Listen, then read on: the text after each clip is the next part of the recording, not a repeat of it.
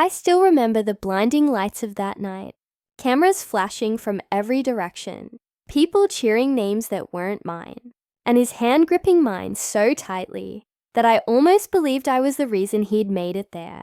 But deep down, I could feel something uneasy, something off, as if that same hand that held me in front of everyone would one day push me into the shadows. My name is Maya, and this is not a love story. It's the story of how I turned pain into power, how I made the man who used me for fame regret every fake smile he ever gave. Not with anger, not with revenge in the violent sense, but with something far stronger, truth. That night felt like a movie I didn't belong in. We were at a small creator awards event in downtown LA, surrounded by influencers dressed in glitter and confidence. Ryan had convinced me to go. He said, "You deserve to be seen, Maya. This could be your night too." His words felt genuine, his tone sweet, but his eyes were fixed on the cameras, not me. When the photographers shouted his name, he smiled, tightened his grip around my waist, and whispered, "Smile, babe. They love us together." I smiled for him, for the image of us that he wanted the world to see. The flashes were blinding. The crowd screamed his name again. "Ryan, over here!" And I realized, not one of them even knew who I was. 2 years earlier, my world had been much smaller, but it was peaceful. I wasn't famous, not even close. I was just a girl with a cracked phone camera, a secondhand guitar, and a dream that lived quietly inside my small apartment. My YouTube channel had maybe 3,000 subscribers, all loyal, all genuine. They weren't there for aesthetics or drama. They just loved my voice. My covers were raw, unpolished, recorded at 2 in the morning when the city was asleep. Music wasn't about likes for me. It was my therapy, my escape from everything I couldn't say out loud. Then Ryan entered my life like a well-rehearsed scene. We met at a local music collaboration event. He walked in late, carrying that kind of confidence that demanded attention. His smile was effortless, his posture straight, his eyes scanning the room like he was already deciding who was worth talking to. When he came up to me, he said, "Ryan Cole, you might have seen my vlogs." I hadn't, but I nodded politely. He asked what I did, and when I said I sang, he leaned forward, genuinely, or so it seemed, interested. "You sing? That's incredible. You've got this real energy. People would love you if you just got more exposure." Exposure. That word stuck with me. It sounded like opportunity, like the door I'd been knocking on was finally opening. I didn't realize then that for him, exposure wasn't about lifting others up. It was about feeding his own spotlight. But in that moment, I didn't see it. I saw charm, ambition, and a man who seemed to believe in me more than I believed in myself. We spent the whole evening talking. He told me about his dream to be one of the biggest influencers on YouTube, to inspire people through his journey. I admired that drive. I thought we were the same, two dreamers trying to be seen in a world that looked the other way. When he asked to collaborate, I said yes. I thought it was fate. Our first video together was simple, a duet of a trending love song. He played guitar, I sang. He edited it beautifully, with cinematic filters and slow-motion shots that made everything look perfect. The video doubled my views overnight. I was thrilled, grateful, maybe even a little in awe of him. He said, "See, people just needed to see you." And I believed him. I didn't notice that in the thumbnail, his face was sharp and bright, while mine was slightly blurred in the background. That video changed everything. Within weeks, he started inviting me into more of his vlogs. A day with my singer girlfriend, surprising my girlfriend with studio gear, teaching my girlfriend how to go viral. My name was always there, but each video revolved around him, his perspective, his emotions, his reactions. I didn't see the pattern. I thought this was partnership. I thought it was love. He made me feel like I mattered. Every time he said, "Babe, You're a natural. My heart swelled. I wanted to believe I was part of something real, something bigger than myself. I didn't realize I was slowly becoming a character in his narrative, a background melody in the song of his success. My focus shifted without me noticing. I stopped writing my own music and started worrying about lighting, thumbnails, algorithms. I used to sing for myself. Now I performed for the camera. I became addicted to numbers, to validation. Every comment that said, "You two are goals," felt like a win, even though deep inside, I was starting to lose myself. Then came the night of the awards ceremony. Ryan was nominated for Creator of the Year. I wasn't nominated for anything, but he wanted me there. "You're part of my journey," he said. I spent hours getting ready, feeling proud, thinking maybe this was the moment he'd acknowledge me publicly, give credit where it was due. But when his name was called, and he walked up to accept the trophy, I realized how foolish that hope was. He thanked his fans, his team, his sponsors, even his dog, but not me. Not once did he glance at me standing there, clapping until my palms stung. Everyone cheered, and I stood smiling like I wasn't crumbling inside. When we finally left the stage, he wrapped an arm around me and said, "You were amazing out there. The cameras loved you." The cameras. Not him, not us, just the cameras. On the drive home, I stared out the window, watching the city lights blur past like fading dreams. My reflection looked tired, hollow. For the first time, I wondered if I was just another one of his props, an accessory to his success. I didn't know it yet, but that night marked the beginning of my greatest heartbreak. Because soon, the same flashes that blinded me would expose everything he'd tried so hard to hide. And when they did, he would finally understand what it feels like to be left in the shadows. Ryan had a way of making everything sound like an opportunity. When he first asked me to start appearing in his vlogs, he made it sound so simple, so genuine. "People love couples," he said, his tone smooth and convincing. "They'll root for us, and you'll get the spotlight you deserve." He said it like he was doing me a favor, like he believed in me. And I wanted to believe that too. I wanted to think that maybe this was it, the moment things would finally start happening for me. So I said yes. I didn't know then that I was stepping into something that would slowly take pieces of me away. At first, it was exciting. We filmed our dates, our studio sessions, little moments at home. He made everything look picture perfect. The lighting, the music, the edits. They all told a story of two young dreamers chasing success together. His audience ate it up. The comments were filled with people calling us the perfect duo, relationship goals, the couple everyone wants to be. It felt strange seeing strangers talk about us like that, but part of me liked it. It felt like validation, like maybe, after all the years of struggling to be noticed, I finally mattered. But as the weeks passed, I started noticing the way he edited the videos. Whenever we disagreed or I got emotional, the clips were always cut in a way that made me look unstable, dramatic, while he came across as calm, patient, and mature. He turned our real-life arguments into entertainment and our private moments into content. When I brought it up, he just laughed it off. "Relax, babe," he'd say. "It's just for the video. People love authenticity." But it wasn't authenticity he was after. It was control. Control over how the world saw us, how the world saw me. Still, I pushed those thoughts aside. I told myself he meant well, and for a while, the numbers made it easy to ignore the unease creeping in. My name was suddenly everywhere. Tags, mentions, fan edits. My follower count exploded. Brands started reaching out. For the first time, I had real opportunities. And I told myself, "It's okay, Maya. He's helping you grow. This is what you wanted, right?" But the more I grew, the more I realized the growth wasn't really mine. Every win I had somehow became his accomplishment too. When I came up with new content ideas, he'd dismiss them.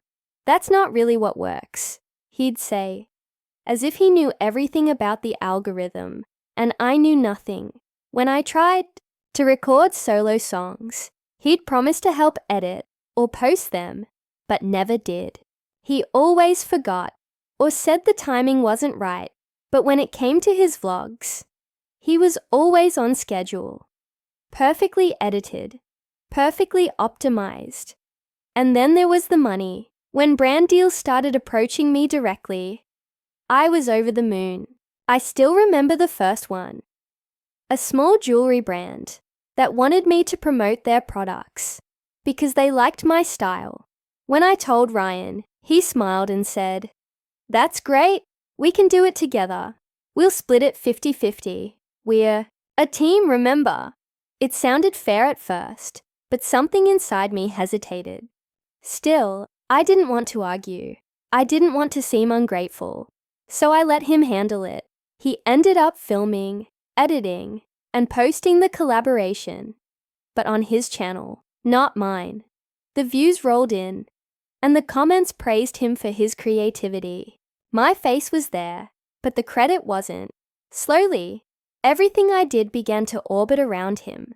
My voice, my image, my identity. They all became part of his brand.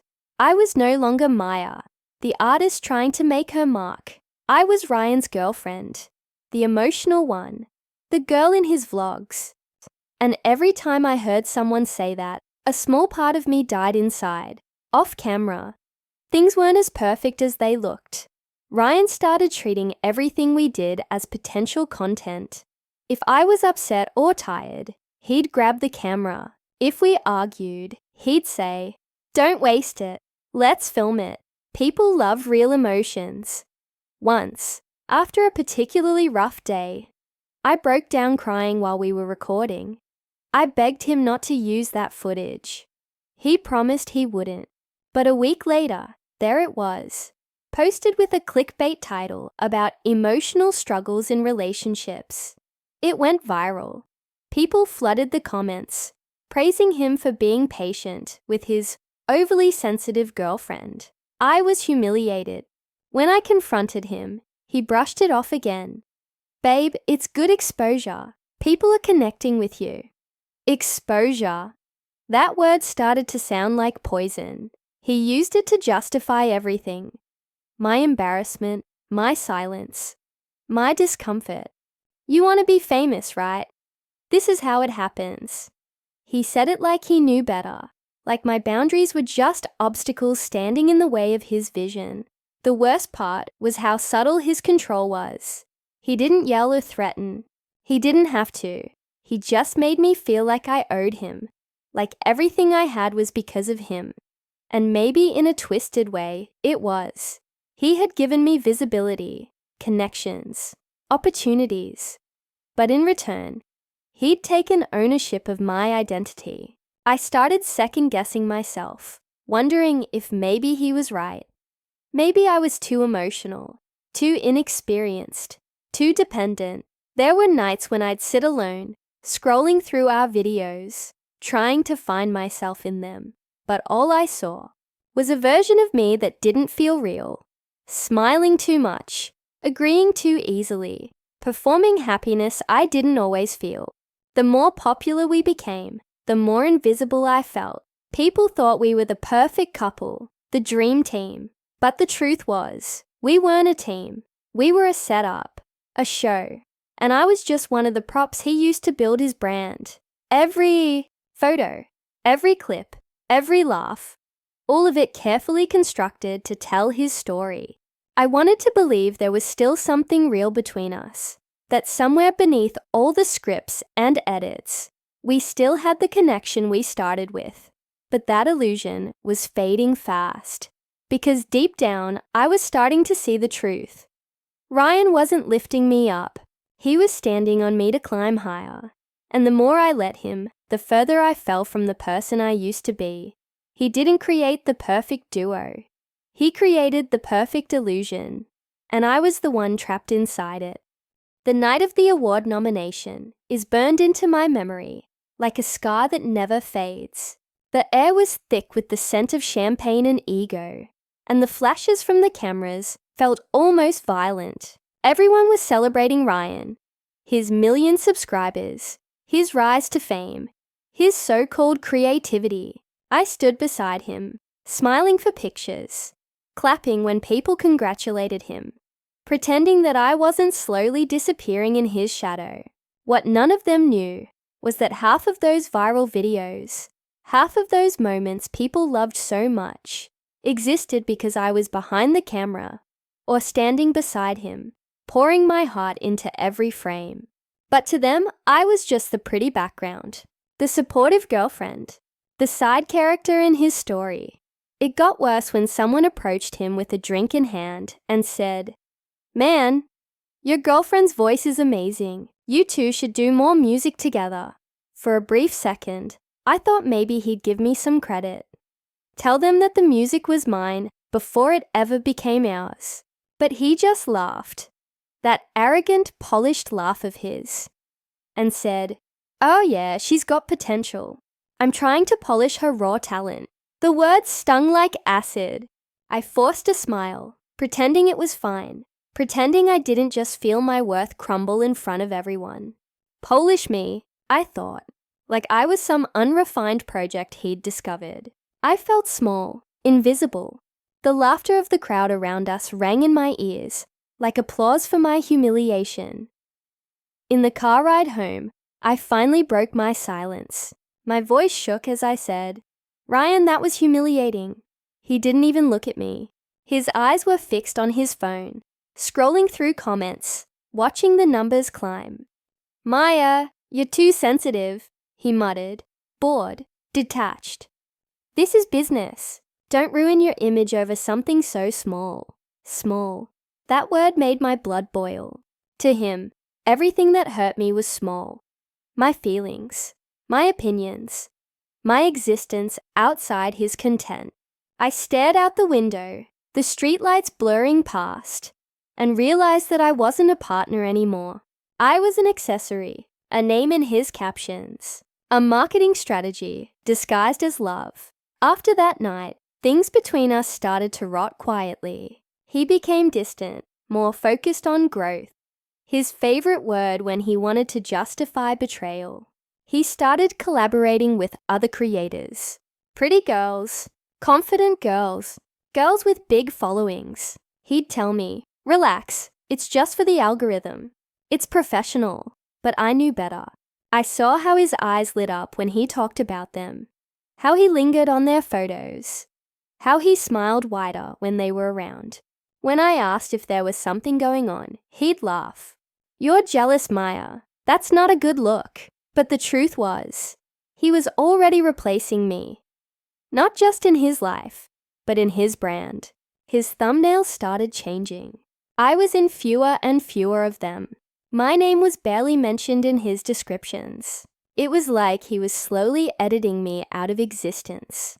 And I was too tired, too afraid, too broken to stop him. Then came the morning that shattered whatever was left of me. I woke up to hundreds of notifications, my phone buzzing nonstop.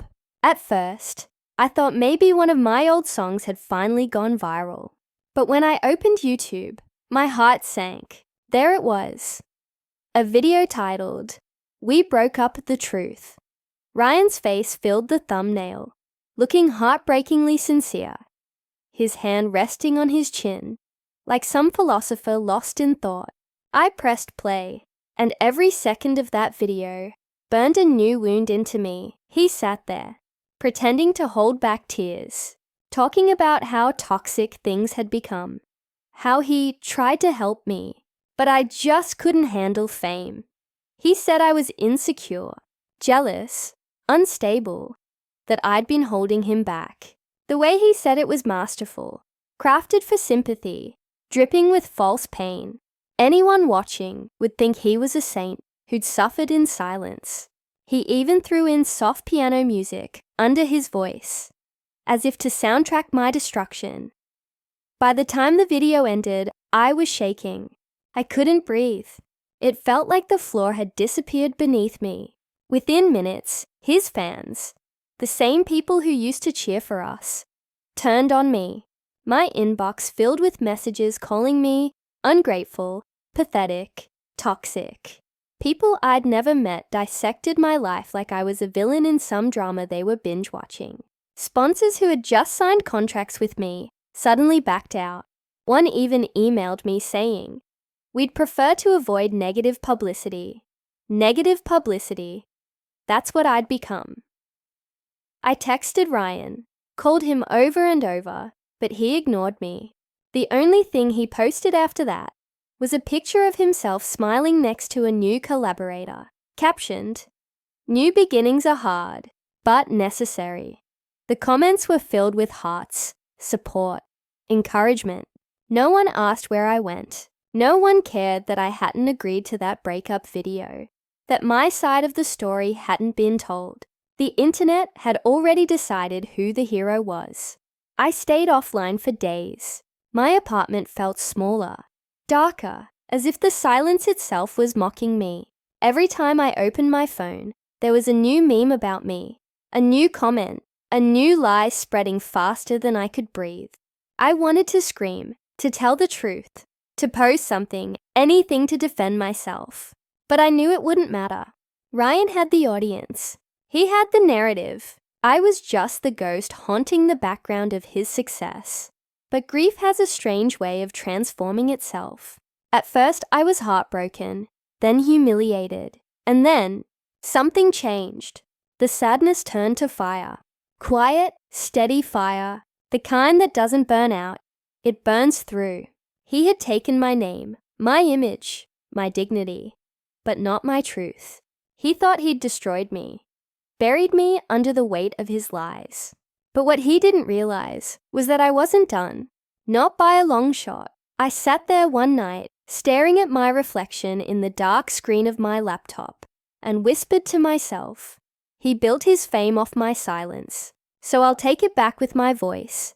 And in that moment, for the first time in months, I felt powerful again. Not because of fame or followers, but because I had finally stopped trying to protect someone who never protected me. He thought the breakup video was the end of my story, but it was just the beginning of his unraveling. For days, I stayed curled up in bed, staring at the ceiling, like it might give me the answers I was too afraid to search for. The world outside kept moving, but mine had stopped. Every time I unlocked my phone, I was greeted with chaos. Headlines twisting my name, strangers debating my worth, comments filled with laughter and venom. Everything I had worked so hard for, my music, my audience, my voice, was gone. It wasn't just about losing subscribers or sponsors. It was losing myself, losing the version of me that once believed in something pure, something real, all because I trusted someone who never saw me as a partner, only a stepping stone. At first, I told myself I'd get over it, that maybe this was the price of fame, that public humiliation was just another lesson. But as the days bled into weeks, the silence became unbearable. I couldn't bring myself to sing. The thought of standing in front of a microphone made my chest tighten. I'd scroll past my own videos, my own music, and feel sick. Every smile I'd ever given on camera looked fake now. Every "I love you" between Ryan and me felt like a lie scripted for views. He had turned me into a character in his story, the emotional, dramatic girlfriend who couldn't handle fame. And the world believed it, because he was smart. He always knew how to frame things, how to make himself look calm and rational, while making me seem ungrateful and unstable. He was charming on camera, humble in interviews, convincing in his fake remorse. He knew how to manipulate not just me, but everyone watching. But there's a strange kind of power that comes from being broken. When someone takes everything from you, there's a clarity that comes with having nothing left to lose. One night, unable to sleep, I found myself watching his breakup vlog again. My fingers trembled as I hit play. There he was, sitting in that perfectly lit studio, pretending to be heartbroken, pretending to care. He spoke softly, sighing in all the right places, eyes glistening just enough to look human. "I wish her the best," he said, as if he hadn't just destroyed everything we built together. I replayed it, again and again. Each lie hit harder than the last. Each fake tear, each calculated word carved into me until I couldn't take it anymore. I remember slamming my laptop shut, my heart pounding so fast it hurt. But then something shifted. The pain didn't fade, it hardened. It became focus, a sharp, burning focus that whispered, "Enough. If he used fame to destroy me, I would use truth to destroy his fame." I wasn't going to fight him with hate. Hate would only feed his narrative. I would fight him with something he couldn't fake: honesty. I'd show people who I was before he rewrote my story. I'd remind them that behind all those vlogs and thumbnails was a real person he had manipulated for views. The next morning, I got out of bed for the first time with a purpose. My legs felt weak, but my resolve was solid. I sat in front of my old recording setup, the same one we used to film in together, and turned on the camera. The red light blinked, and for a second, I froze. I looked awful. My eyes were swollen, my hair a mess, my voice shaky. But maybe that's exactly what people needed to see: the unfiltered truth. I started talking. At first, my voice broke. The words stumbled out, fragile and uneven. But once I started, I couldn't stop. I talked about everything: the manipulation, the gaslighting, the way he'd edit our lives to make me look like the problem. I spoke about the deals he stole, the projects he took credit for, the emotional games he played off camera. I didn't sugarcoat it. I didn't try to sound composed. I just told the truth, raw and unpolished. When I finished, I didn't edit a single second. I didn't even watch it back. I uploaded it straight to my channel and titled it "My Side of the Story." Then I shut my laptop and walked away. I didn't check the comments. I didn't refresh the page. I just let it exist. My truth, finally out there. The next morning, my phone was buzzing nonstop. Thousands of messages, notifications exploding. My video had gone viral. People were sharing it everywhere, dissecting every word. And this time, they weren't mocking me. They were defending me. Fans of his were turning against him, realizing the cracks in his perfect image. They started digging, posting old clips, screenshots, messages, proof that I hadn't been lying. Ryan tried to save himself, of course. He went live, acting like he was the victim of a smear campaign, talking about cancel culture, pretending to be heartbroken. But the internet wasn't buying it anymore. They'd seen behind the curtain.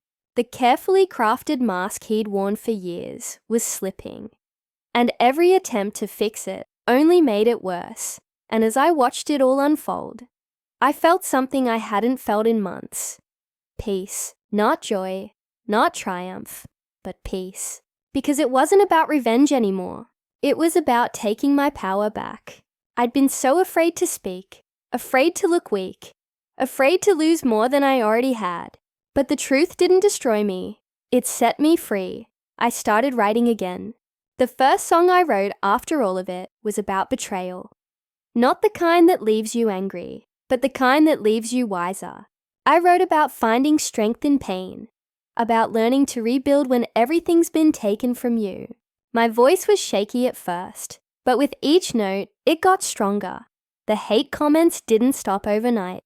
The scars didn't disappear, but I wasn't hiding anymore. I showed up online as myself, raw, honest, imperfect, and people connected with that. My subscribers came back slowly but surely, not because I was part of a perfect couple, but because I was finally real. Ryan's empire of lies kept crumbling, but I didn't celebrate it. I didn't need to. The truth did what it always does. It survived. And me? I was still standing. Broken, yes, but not defeated. Maybe that's what healing really is. Not erasing the pain, but learning to sing through it. For the first time in a long time, I wasn't trying to prove anything. I wasn't chasing validation or revenge. I was just being me, and that was enough. Silence became my greatest weapon. After the chaos, after the storm of hate and confusion, I vanished. No posts, no stories, no explanations. I went completely off the grid. It wasn't cowardice. It was strategy. I knew that the more I spoke, the more he'd twist my words. So, I gave him nothing. Let him fill the silence with his arrogance. Let him believe he'd won. While he basked in his spotlight, posting perfectly curated smiles with new faces beside him, I sat in the dark, watching, studying, waiting. I wasn't healing yet. I was observing. Every move he made online was predictable. The collaborations, the flirty thumbnails, the dramatic titles. He was performing like he always did, desperate to stay relevant. But what he didn't realize was that every post he made only exposed more of who he truly was. And I was collecting everything. My notebook became my vault. Screenshots, quotes, timestamps, even old drafts from our shared projects. I wrote down patterns, phrases, things he repeated when he lied. It wasn't just about gathering proof. It was about understanding the monster he'd become, the man who once said he loved me. I didn't want to destroy him out of spite. I wanted to expose the truth, but I wanted to do it with precision, not rage. Because revenge without clarity is just chaos. And I wasn't going to let him drag me down into that pit. During that month of silence, I realized something powerful. He couldn't stand being ignored. My absence drove him mad. He'd drop subtle digs in his videos, throw shade in live streams, pretending not to care while making sure everyone knew he was still the good guy. The more he tried to control the narrative, the more obvious his desperation became. He couldn't exist without attention. That was his weakness, and I would use it. I spent nights sitting by the window, headphones on, thinking about how to fight back. Every option I considered felt wrong. A tell-all video would make me look bitter. A rant would make me seem unstable. And any direct accusation would just give him what he wanted. Another round of public drama. No, my revenge had to be smarter, subtler, and timeless. And then it hit me. Storytelling. That was always my strength. It's how I connected with people, how I healed, how I expressed what words alone couldn't. I didn't need to shout. I needed to sing. I opened my notebook again, this time not to collect, but to create. The first few lines came out shaky, unsure. But once I started, everything I'd bottled up began to pour out. My heartbreak, my anger, my humiliation, it all found rhythm. The song wrote itself through my tears. I called it Behind the Filter. It wasn't about him directly, but every lyric held a mirror up to his lies. You filmed my tears for content, turned my pain into your trend. But truth doesn't need editing. It finds its way in the end. When I wrote those words, I felt something in me unlock. It wasn't rage, it was power, real power. For the first time, I wasn't reacting to him. I was reclaiming my story. The song wasn't just for me. It was for everyone who'd ever been manipulated, for everyone who'd ever been told they were too sensitive or too emotional. It was my way of taking all that pain and turning it into something untouchable. Recording it was hard. I couldn't bring myself to hide behind filters or heavy production. I wanted it raw, imperfect, real. My voice cracked. My hands trembled on the keys. But I let it. Every imperfection was proof that I had survived. When I listened to the playback, I cried. Not because it was sad, but because it was true. Then came the strategy. Timing. Ryan had been hyping up his channel's 2-year anniversary livestream for weeks. He called it the biggest moment of his career. I could practically hear the arrogance dripping from every post. That's when I decided my release date, the day before his big event, while the internet was watching him. I dropped my truth. Quietly, no drama, just art. When the upload finally went live, I didn't add tags. I didn't name names. I didn't even post a caption. Just the title, behind the filter, and a single thumbnail. Me, unfiltered, no makeup, no lighting, just staring into the lens. Within minutes, the comments started pouring in. Is this about Ryan? She's finally speaking. This song is too real. The internet didn't need confirmation. They already knew. The song spread like wildfire. My views skyrocketed faster than they ever had before. It wasn't the algorithm. It was emotion. People shared it because they felt it. Fans who had once turned against me started apologizing, saying they saw now what they'd missed. Even his own followers were connecting the dots. Every lyric, every metaphor, matched moments from our vlogs. They remembered his smirks, his subtle digs, his fake sympathy. My silence had built suspense. Now the truth had detonated it. Ryan tried to respond. Of course he did. A single tweet, dripping with arrogance. Some people can't move on, so they make songs about you. But this time, his words didn't stick. The replies buried him. People flooded his mentions with my lyrics, screenshots, old clips. They called him out. The mask he'd worn for so long was cracking, and everyone could see the fear behind his bravado. Meanwhile, I stayed quiet. I didn't tweet. I didn't post a reaction. I let the song speak for itself. The truth doesn't need a defense. It stands on its own. And when his big live stream finally happened, the irony was poetic. My song was trending above his event. His live chat was filled with my lyrics. You filmed my tears for content. Truth doesn't need editing. His face faltered on camera. The smile didn't reach his eyes. He tried to push through it, but the cracks were visible now. The performance was over, and I didn't celebrate. I didn't watch the chaos unfold with satisfaction. I just sat in my studio, listening to my song on repeat. I had done it. I hadn't screamed. I hadn't cursed. I hadn't stooped to his level. I simply told the truth, and that was enough. The world had seen the real me, not the version he edited into existence. That night, I looked at my reflection and finally saw someone I recognized, someone who'd been broken, but had rebuilt herself piece by piece, someone who didn't need revenge to feel powerful, just the courage to speak her truth. And in that quiet moment, I smiled, because I realized something. Silence can be the loudest sound in the world, when it's followed by truth. When I woke up the next morning, the first thing I heard was my phone buzzing non-stop. At first, I thought it was just a few notifications from friends. But when I picked it up, I froze. My song Behind the Filter had gone viral overnight. My face, my lyrics, my voice, they were everywhere. The same people who once ignored my pain were now amplifying it. The internet, which had once felt like my biggest enemy, was suddenly on my side. The comment section was chaos. Beautiful chaos. Thousands of people wrote things like, "We finally see the truth," or "You deserved better." Some admitted they had believed his lies. Others said the song had opened their eyes to their own toxic relationships. I scrolled through every message, heart pounding. For the first time in months, I wasn't crying from pain.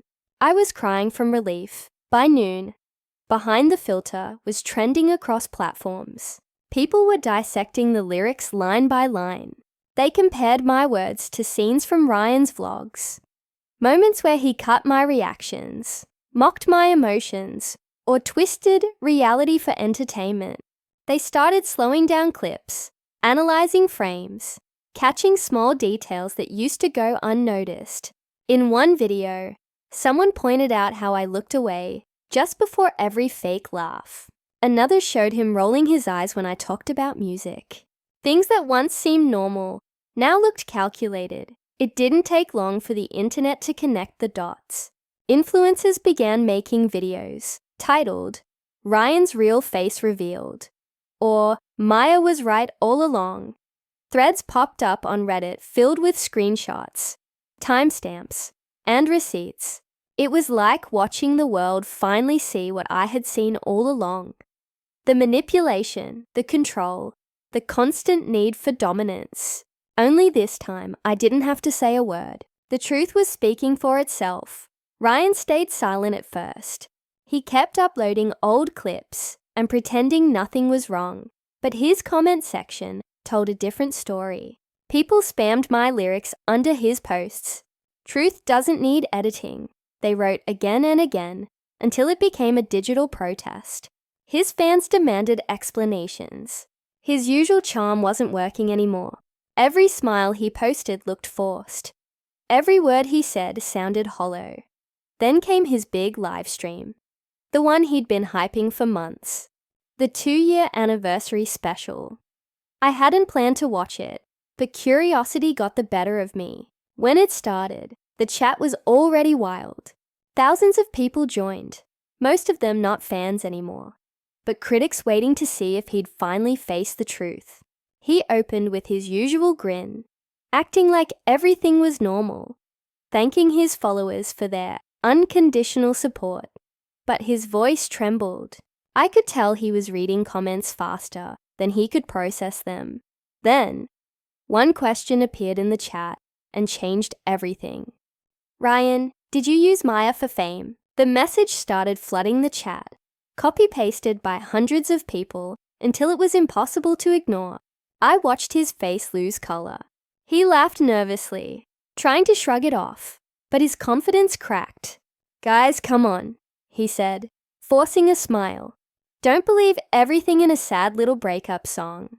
The moment those words left his mouth, I knew he'd made a mistake. The live chat exploded. Viewers spammed, "Gaslighting again. So disrespectful. Own up, Ryan." You could see panic flicker behind his eyes. His laugh turned defensive. His tone got sharper. And then, in one careless moment, he snapped. "Maya's just dramatic," he said, almost spitting the words. "You all are just eating up her sob story." And that was it. That exact moment was clipped, shared, and replayed across the internet within minutes. His arrogance, his defensiveness, all the traits he used to hide behind charm, were now visible in full HD. The clip spread faster than wildfire. On TikTok, people synced it with my song's chorus, turning his downfall into a poetic beat drop. On Twitter, journalists and creators started discussing influencer exploitation and manipulation in relationships. The narrative had flipped entirely. Meanwhile, my song kept climbing. By the end of the second day, it hit #1 on YouTube Music's trending page. The same night, I received messages from podcast hosts, talk shows, and music reviewers. They wanted to hear my side, not as drama, but as art. My inbox was full of genuine collaboration offers, not clout chasers, not fake friends, real creators who respected me for my talent, not my connection to him. When I went live for the first time since the song dropped, the energy was completely different. Thousands tuned in, not to pry into my pain, but to celebrate my courage. I remember one comment that hit me the hardest. "You turned betrayal into beauty." It summed up everything I had fought for. I didn't need revenge anymore. Justice was already happening. Quietly, naturally, through truth. As the days passed, Ryan's empire began to crumble. Sponsors started pulling out of deals. His merch store went down. Collaborators distanced themselves. Even his loyal fans started questioning him. One by one, his followers dropped and his engagement disappeared. I saw a screenshot of his channel analytics online. Massive decline in views. Unsubscribes spiking. Everything he'd built on lies was falling apart. He tried one last time to save himself. A response video. It was titled "Setting the Record Straight." But by then, No one cared. People skipped through it just to catch him contradicting himself. The dislikes were brutal. Comments tore through his excuses like paper. Every word he said only made him look worse. 2 days later, the video disappeared. Then his Instagram went private. A week after that, his entire YouTube channel was gone. No goodbye, no explanation, just silence. I thought I'd feel satisfaction watching him vanish. But what I really felt was peace. The noise, the chaos, the pressure, all gone. I had survived it. More than that, I had rebuilt myself. The same audience that once watched me break was now watching me rise. One evening, I sat in the studio finishing a new song. Not about him this time, but about healing. As the last chord faded, I looked at the screen showing the streaming stats for Behind the Filter. Millions of plays, thousands of comments, and one undeniable truth. Authenticity had won. Ryan wanted fame, no matter who got hurt. I just wanted to be real. In the end, the world made its choice. Fame fades fast, but truth stays. Time has a strange way of healing you when you stop fighting it. The chaos that once surrounded me slowly began to fade into something softer, something I could finally breathe in. Months slipped by, and the pain that used to define me became a quiet echo in the background. Not gone, but no longer in control. I rebuilt myself piece by piece with patience and honesty, not filters or facades. I no longer needed to post daily updates or pretend to be okay for strangers online. This time, my life wasn't a performance. It was real, raw, and entirely mine. I started creating again, but differently. Gone were the flashy edits, the clickbait thumbnails, the forced smiles. My new videos were simple. Just me, my guitar, and a mic. Sometimes I'd record in my bedroom, sometimes at a small cafe, sometimes by a window when the rain matched my mood. And people responded. Not millions, not instantly but genuinely. They wrote things like, "This feels real," or "I can feel your heart in every word." And that's when I realized I didn't want fame. I wanted connection. The kind that doesn't fade when trends change. Every performance felt like reclaiming a piece of myself. The first time I stepped back on stage, my legs trembled so hard I thought I'd collapse. The crowd wasn't massive, but they were there for me. Not for the idea of me that someone else had crafted. As I sang, I felt my voice crack in places, but I didn't stop. The imperfections made it human. By the end, people were standing, clapping, some even crying. That night, I didn't feel like a victim anymore. I felt free. Still, the shadows of what happened lingered. Some nights, I'd scroll past an old video or see his name trending again. For a moment, the old hurt would try to crawl back. The betrayal, the humiliation, the way the internet turned me into a villain for a story I didn't write. But now, instead of letting it consume me, I'd just close my eyes and whisper to myself, "You survived that." And it was true. I didn't just survive it. I turned it into something powerful. Forgiveness came slowly. It wasn't something I forced or faked. For a long time, I thought forgiving him would mean excusing what he did. But eventually, I learned that forgiveness wasn't about him at all. It was about freeing myself. Carrying anger is like holding fire. It burns you long before it reaches the person who hurt you. Letting go didn't mean I forgot. It meant I refused to let his actions define the rest of my life. People often ask me, "Do you forgive him?" And my answer surprises them. I do. Not because he deserves it, but because I deserve peace. I don't need an apology to heal. I don't need him to acknowledge what he did. The truth already did that for me. What I needed was to stop letting his name carry weight in my story. My life wasn't about him anymore. It was about me, my growth, my music, my strength. I poured those feelings into my art. My second album, Rise Without Revenge, wasn't about pain. It was about transformation. The songs weren't sad ballads about heartbreak, but anthems about reclaiming your voice. After someone tries to silence it, critics called it a soulful resurrection, and maybe that's what it was. A rebirth of the person I had buried under someone else's spotlight. The tracks reached places I never expected. Radio stations, playlists, even movie soundtracks. But more than the numbers, it was the messages that meant everything. People wrote to me saying, my songs helped them leave toxic relationships, toxic friendships, even toxic workplaces. I wasn't just singing anymore. I was helping others rise too.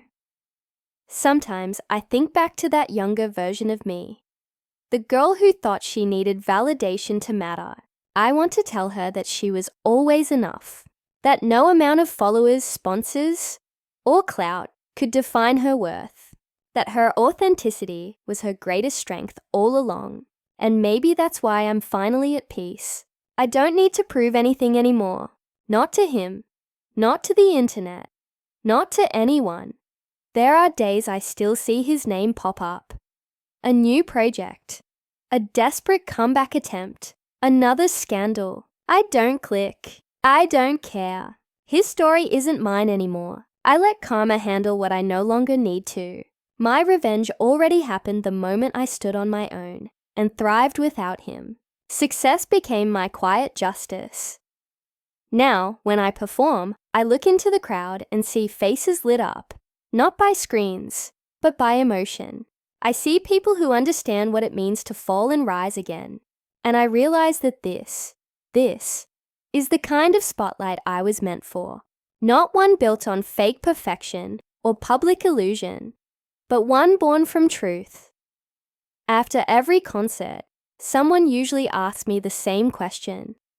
What would you say to him if he walked in right now? I always smile and answer, thank you. Not because I owe him gratitude, but because he was the storm that forced me to build stronger walls. Without that pain, I would have never found this version of myself. Unshakable, unfiltered, and free. Revenge doesn't always mean tearing someone down. Sometimes, it's simply becoming everything they tried to convince you you'd never be. And that's what I did. I became whole. I became real. I became the woman who doesn't chase the spotlight anymore. Because now I am the light.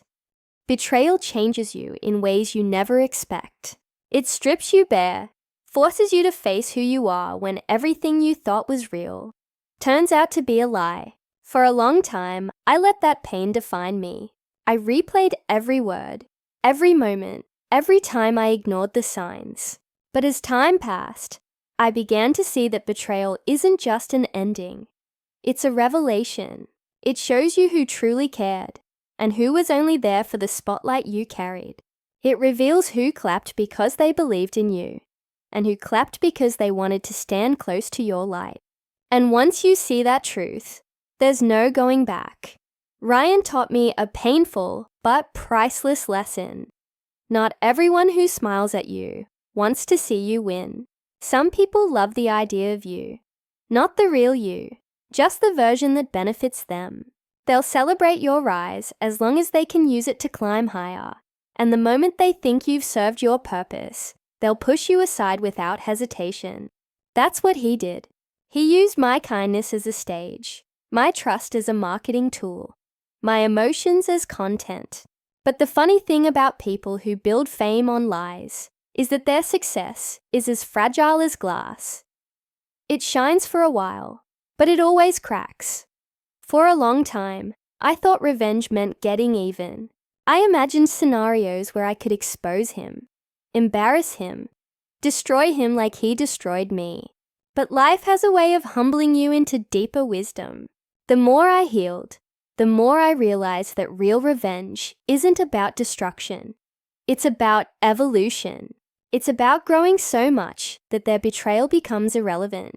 It's about rising so high that they can't reach you, no matter how hard they try to drag you back down.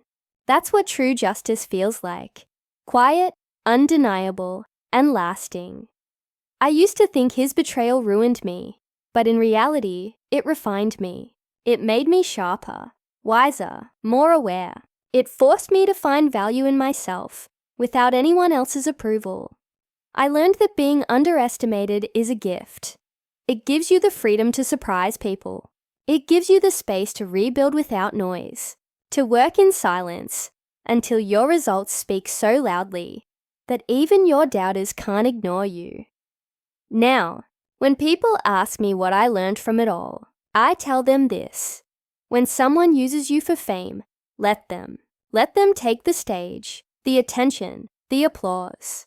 Because when their truth finally unravels, all they'll have left is the hollow shell of what they built.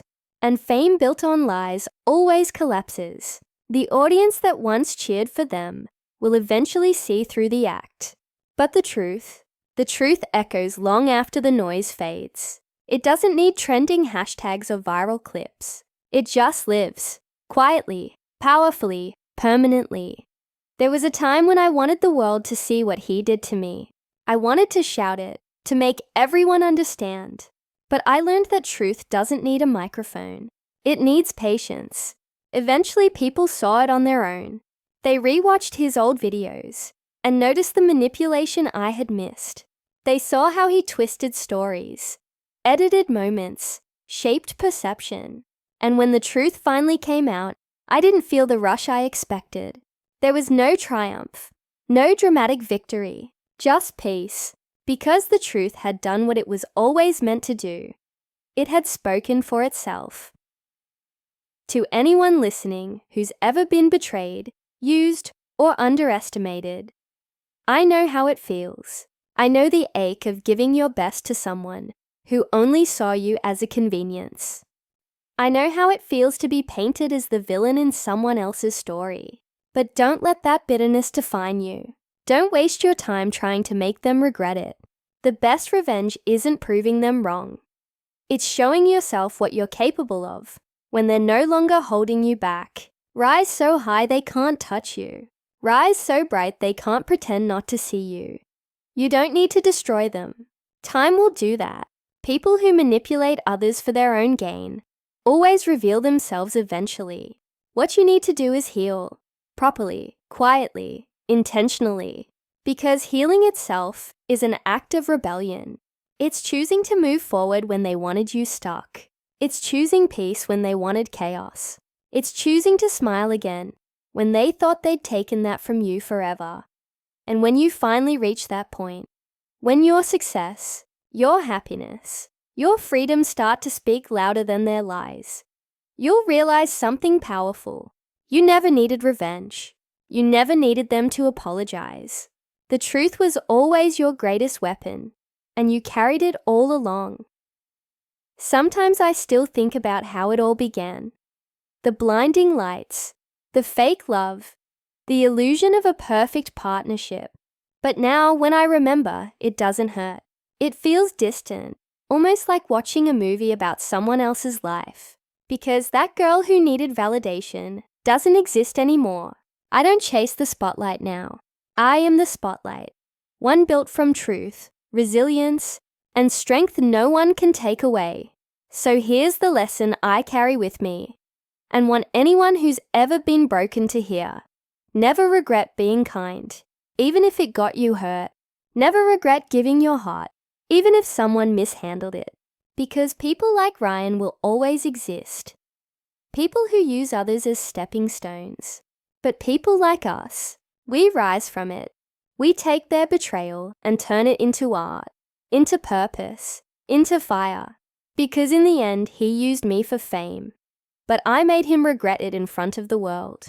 Not through rage or revenge, but through truth. And truth, no matter how long it takes, always wins. Always.